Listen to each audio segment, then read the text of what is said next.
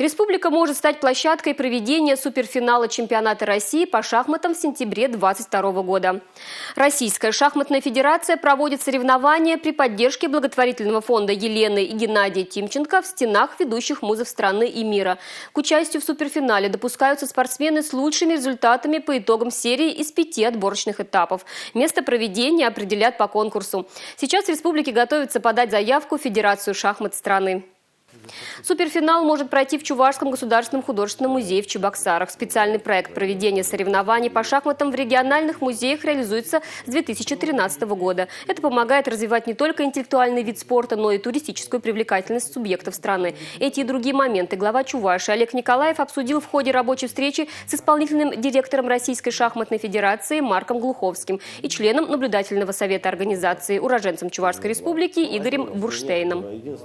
Художественный музей чувашский идеально подходит.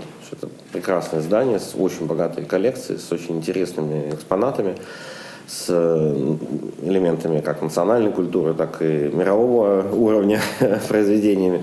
Я надеюсь, что вот этот конгломерат, он будет как бы всем интересен и зрителям, и участникам, и удаленным зрителям онлайн, и, конечно, руководству музея, который получит тоже дополнительные возможности для того, чтобы привлекать новых посетителей.